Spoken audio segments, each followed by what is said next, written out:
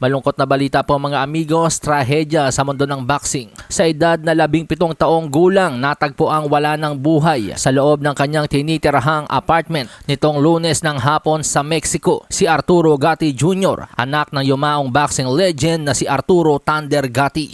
Si Gatti Jr., isang amateur boxer na nangangarap maging Olympian bago pumasok sa professional ranks, ay naninirahan sa Mexico kasama ang kanyang ina na si Amanda Rodriguez, balo ng dating kampyon. Bata pa lang si Gatti Jr. ay ipinakita na nito ang kanyang dedikasyon sa boxing. Madalas niyang ipahayag ang hangaring sundan ng yapak ng kanyang ama at bigyang pugay ang kanyang alaala. Sa murang edad nakilala siya sa mga training video sa YouTube at social media kung saan makikita rin ang mga larawan at video nila ni Mike Tyson.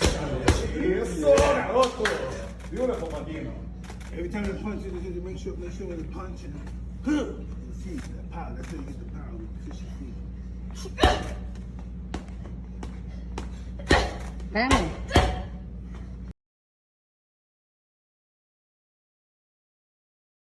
Ang kanyang ama na si Arturo Thunder Gatti ay nakilala at minahal ng milyong-milyong fans sa buong mundo dahil sa napaka-exciting nitong lumaban. Kabilang ang makasaysayang trilogy laban kay Mickey Ward.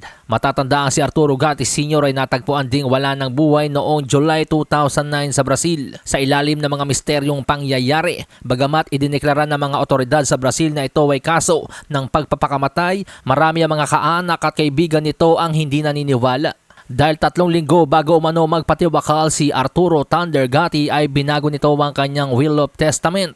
Ang dating will ni Gatti Sr., ang kanyang ina na si Ida Gatti, ang magmamana ng kanyang mga ari-arian. Subalit inilipat ito sa pangalan ng kanyang asawa na si Amanda 3 linggo bago siya magpatiwakal. Si Amanda Rodriguez ay inaresto matapos ang insidente at naging pangunahing suspect sa investigasyon ng pagpatay.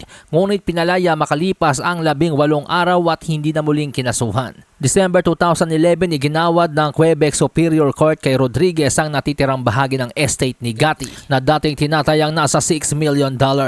Marami mga boxing fans ang nalulungkot sapagkat parehong biglaan ng pagpanaw ni Gatti Jr. at Sr.